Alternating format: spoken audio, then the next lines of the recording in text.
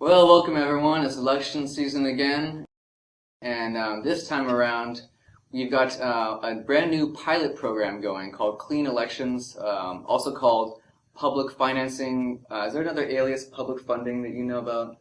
I think they're kind of interchangeable. And basically what that is when you go to vote, there's a little box that you can check to donate $2 of your own money toward public financing.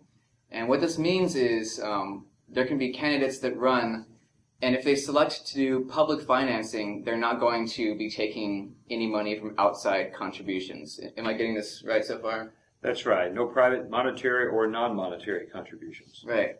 So with us today, we have Dr. James Weatherford, who's running for County Council, District 5, correct? Correct. And that's in Puna.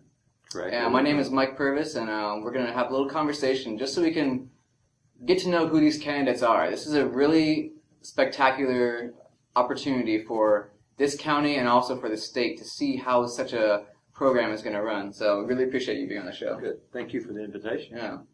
So I'm going to read this. I found a really good summary on this from the Honolulu Advertiser on September 16th. I'd like to read that really breaks down what this is, give a better idea for you guys.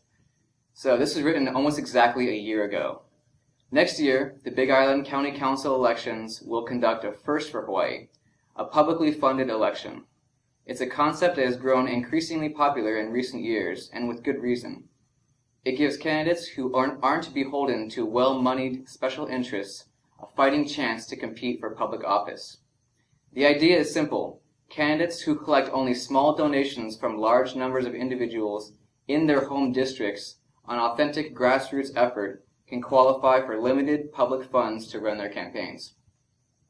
So, Mr. Weatherford, I noticed that you were one of the first people to legally qualify, get all your votes in, all of that. Was this a hard process for you? Or it was a very tough process. We had to collect signatures from 200 registered voters in the district. And along with that signature that included their residential address, we needed to collect a $5 contribution to the Hawaii Election Campaign Fund. And of course, that contribution had to be either as a personal check or as a valid money order. Well, there were several parts of that myself and I know other candidates have run across. Even the slightest discrepancy in the address, for example, if we put 13th Avenue and in fact it was supposed to be 13th Street, it would not be accepted. Okay. So did that happen to you? Just slight errors in the way the addresses were written. And we caught on right away that this was going to require a lot of details, so we did acquire a copy of the list of registered voters so that when someone signed my application, we could make sure that their name was spelled the same as it was. They had the very same address, and it was exactly the same. So it was very tedious, but I do realize at the end it was a very good process also, because we had to get out and we had to meet lots of people really early on, really before the campaign started. And now that's starting to pay off. And for some viewers who may be watching a lot of the news that goes on in Washington and everything and a little bit weary about how the politics works these days, how do you feel, Dr. James Weatherford, of how strict this is? Like if someone signs up for publicly funded elections, for instance, how confident are you that there's no way that they can get outside money? This is a pretty strict, there's a lot of oversight in this, am I correct? There certainly is. Only just before I came to the interview today, my treasurer and I were going over my my report that I'm about to submit, and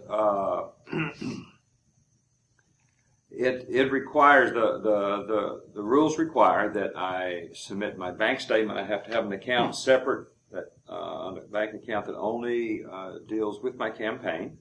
So in filing my report that's due next week, August 2nd, I've got to submit copies of my bank statements from that, and I've already told them what the bank account number is as I filed. I have to enter all of my expenses online at the website of the Campaign Spending Commission. That's hawaii.gov/campaign, a very informative website about the program. And to me, I sign my name to something that says I am going to follow the rules, and that's very important to me. Yeah.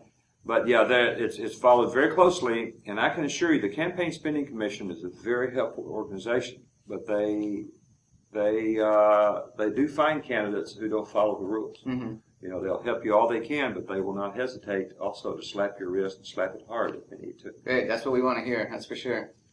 Well, let's move into some different questions here. There's a couple different topics I want to talk about. A little bit of personal, so everyone can get to know who you are personally, some policy, and then end with some rapid-fire questions. So first off, you're a Dr. James Weatherford, so can you talk about your education? Okay, I'd be glad to. I have the title doctor. I sometimes tell people I'm not a real doctor. I'm only a PhD. I have a doctorate in agricultural economics. All right. And I have both with that degree and prior to getting it with other degrees, undergraduate degree in agriculture. I've done quite a bit of work in all kinds of agriculture over the years. And then in terms of kind of community involvement, you know, you're from Puna, so I know that there's like the Main Street Association. Are you involved in any sort of community organizations like that? I am a member of the Main Street Association, as it happens. I'm a member of the Veterans of Foreign Wars in Puna. It's a very active VFW group there. And have always tried to participate in various community activities. I'm a supporter of the Puna's Community Medical Center there. Mm-hmm. So try to support the various organizations that way. Quite active within the community where I live in Hawaiian Paradise Park, and keeping track of what's going on with our subdivision organization there. I definitely know one of the main reasons why I'm interviewing Dr. Weatherford now is I've seen his name over and over on Big Island Chronicle and Puna Web, which are great resources for people in Puna. It's just really inspiring to see there's a lot of great minds in Puna, and there's a few hubs online that really collect those. So I've seen you on there quite a bit too. Yep, good, thanks. I definitely count that as an organization, even though it may not technically be one. Well, it's a place to participate in a community discussion. I find it very good. Get lots of people coming in, and you can exchange ideas and inevitably learn a lot. Mm-hmm. But good. And so I think I remember hearing a while ago that you would come to Big Island, and then you're back. You're settled here for sure. We want to talk about your settling down here. Yeah, actually, the first time I came to the Big Island was in 1974. I had just recently been discharged from the U.S. Navy on Oahu, which was my last duty station, and had heard lots of great things about Hawaii Island, and came, and I stayed here for a while. Lived down in Kalapana, attended Hilo College. I tell people that dates me a bit. Now it's University of Hawaii, Hilo.